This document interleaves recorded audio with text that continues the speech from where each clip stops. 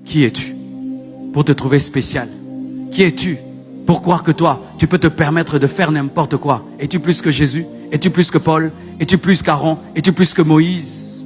Paul avait peur qu'au dernier jour, Dieu puisse lui dire: merci pour les épîtres, merci pour les églises en Asie mineure, merci pour les malades qui ont été guéris, mais tu as quitté la saine doctrine, tu as commencé à vivre dans le péché. Et il dit: je traite durement mon corps, c'est-à-dire son corps, là où il y a l'impudicité, là où il y a l'homosexualité, là où il y a tous les péchés là du corps. Paul luttait avec et il se disciplinait.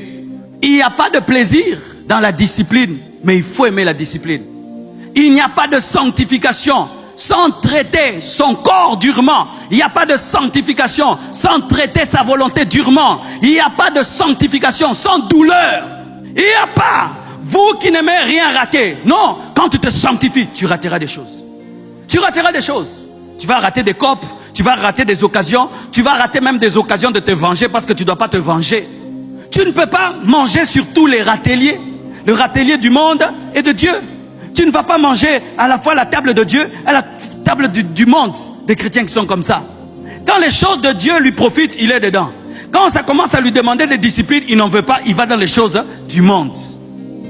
Quand la sainteté lui donne des résultats, un bon témoignage, une bonne réputation, il veut ça. Mais quand la sainteté le prive des choses, il n'en veut plus.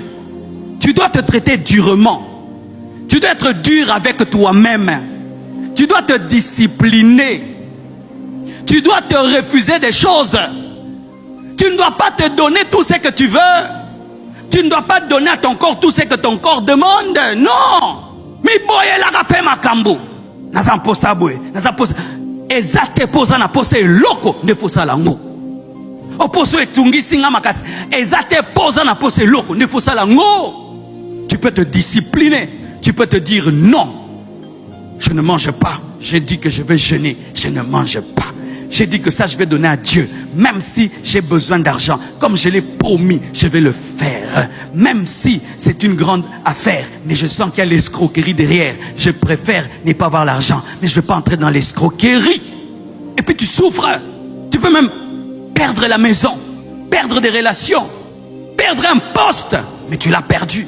C'est ce que Joseph a fait. Il s'est sanctifié. Il s'est retrouvé en prison.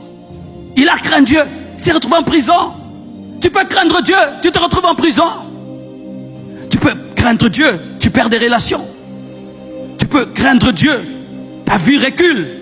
Mais si tu as Dieu, le Dieu fidèle te prendra dans la prison et t'amènera même au palais royal. Et si même il ne le fait pas, l'essentiel, c'est d'avoir Dieu.